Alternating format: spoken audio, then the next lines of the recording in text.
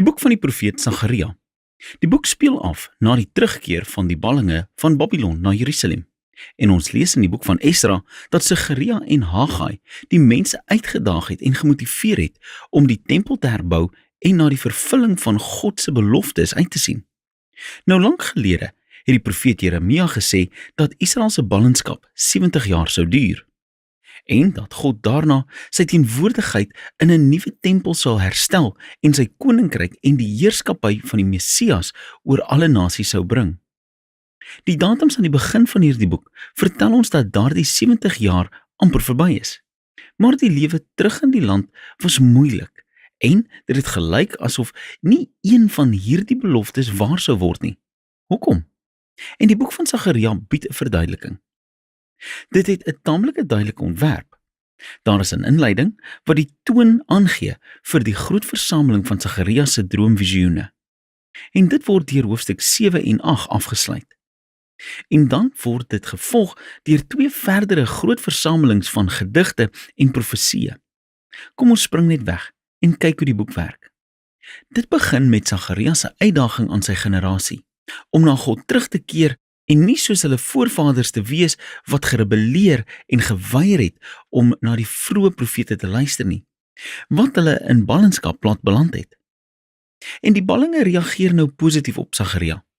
Hulle bekeer hulle en is nederig voor God. Of so lyk dit. Die volgende groot gedeelte is 'n versameling van 8 nagvisioene wat Sagaria beleef het. En berei jouself maar voor, hulle is vol baie eienaardige vreemde beelde, baie soos jou drome. Die idee dat God met mense kommunikeer deur simboliese drome is baie oud. Dit kom uit die boek van Genesis, die drome van Jakob of Josef of Farao. Hulle gee betekenis aan die huidige gebeurtenisse, maar hulle was ook 'n venster op die toekoms. En so het Sagaria nou sy eie drome, en hulle is gerangskik in hierdie fantastiese simmetriese ontwerp. Die eerste en die laaste visioene is elk oor 4 ruiters. Hulle is soos wagters wat die wêreld namens God patrolleer. En dis 'n uitbeelding van God se aandagtige waghou oor die nasies. Die verslag is dat die wêreld vrede het. En in Sagaria se dag verwys dit na hoe God Persië opgerig het om Babylon te verower en vrede te bring. En dus ontstaan die vraag nou, die 70 jaar van Israel se ballingskap is amper verby. Is dit nou die tyd van die Messiaanse koninkryk in Jerusalem? En God antwoord deur te sê dat hy vasbeslote is om daardie beloftes te vervul. Maar hy laat die vraag van wanneer onbeantwoord. Die tweede en 7de visioene is pasmaats, want beide is refleksies oor Israel se sonde van die verlede wat tot ballingskap gelei het. So die tweede visioen is oor hierdie horings wat die nasie simboliseer, wat Israel aanval en verstrooi het, Assirië en Babylon. Maar dan word hierdie horings of ryke self verjaag deur 'n groep eystersmede, 'n beeld van Persië. Die 7de droom is oor 'n vrou in 'n mandjie, en ons word vertel dat sy 'n simbool is van die eeue van Israel se verbondsrebellie. En dan word hierdie vrou na Babylon weggevoer deur ander vroue wat die mandjie dra en met sprinkaanvoëlvlerke vlieg. Dit is so vreemd. Die 3de en 6de visioene is pasmaats, aangesien hulle albei oor die herbouing van 'n nuwe Jerusalem gaan. So 'n man is besig om die stad te meet. Dis 'n beeld van God se belofte dat Jerusalem herbou en 'n baken vir die nasie sal word, wat by God se mense sal aansluit in aanbidding. En dan is die 6de droom oor 'n boekrol, wat in die nuwe Jerusalem rondvlieg en diewe en leenaars straf. Die idee is dat die nuwe Jerusalem 'n plek is wat gereinig is van sonde deur die skrif.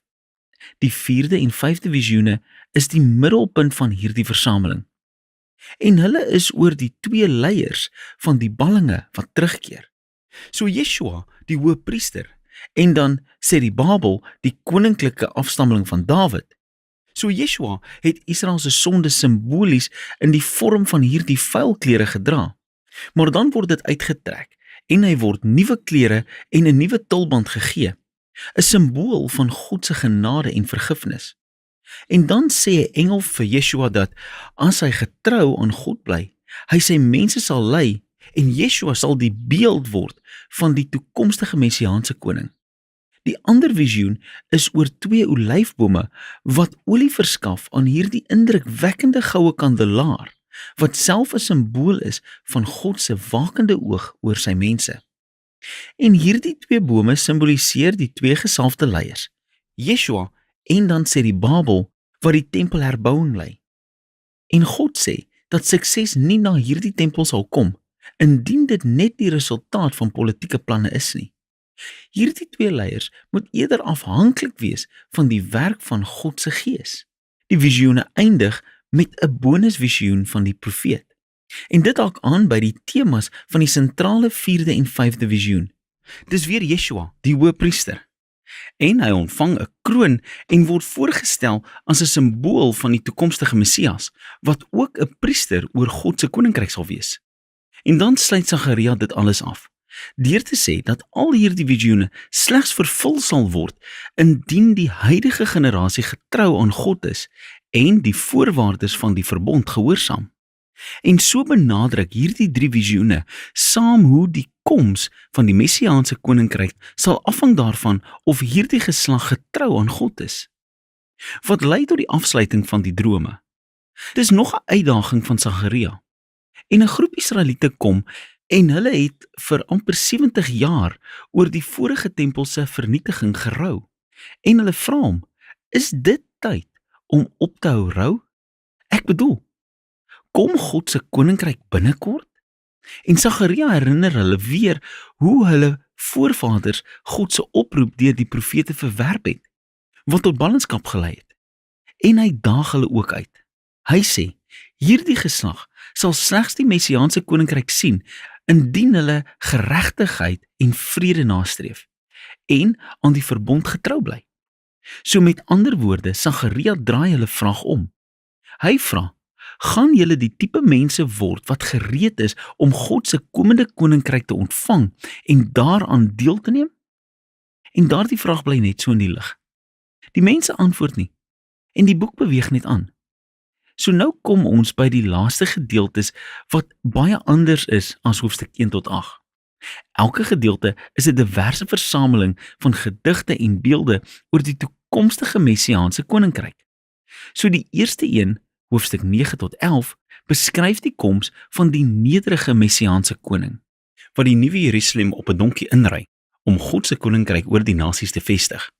Maar dan skielik word hierdie koning gesimboliseer as 'n skaapwagter oor die kudde van Israel. En dan word hy verwerp, eerstens deur sy eie mense, maar dan ook deur hulle leiers, wat ook as skaapwagters uitgebeeld word. En so handig God Israel dan oor aan hierdie korrupte skaapwagters.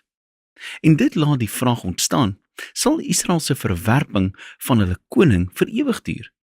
En die laaste gedeelte, hoofstuk 12 tot 14, sê nee. Dis nog 'n versameling gedigte en beelde oor die toekomstige messiaanse koninkryk.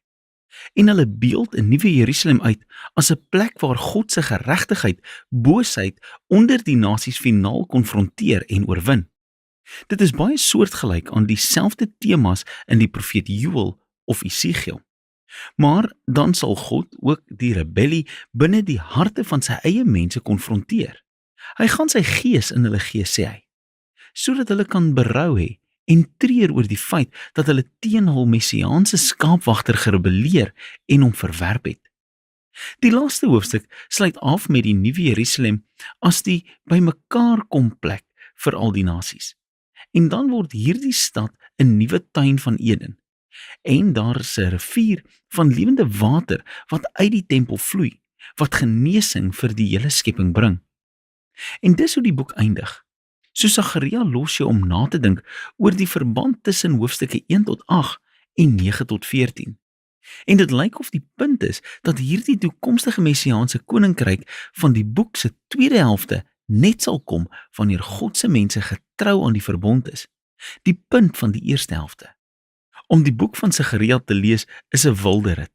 Hierdie visioene en gedigte is vol vreemde beeldspraak en hulle volg nie 'n ordelike patroon nie. En dis deel van die punt. Dis soos die geskiedenis en ons lewens. Dit pas nie altyd in netjiese geordende patrone nie. Maar vir kort oomblikke laat die profeet ons God se handewerk sien, hoe hy die geskiedenis lei na sy eie doelwitte. So uiteindelik nooi Sagaria ons om oor die chaos te kyk en te hoop vir die koms van God se koninkryk, wat getrouheid hier en nou sal motiveer. En dis waaroor die boek van Sagaria alles gaan.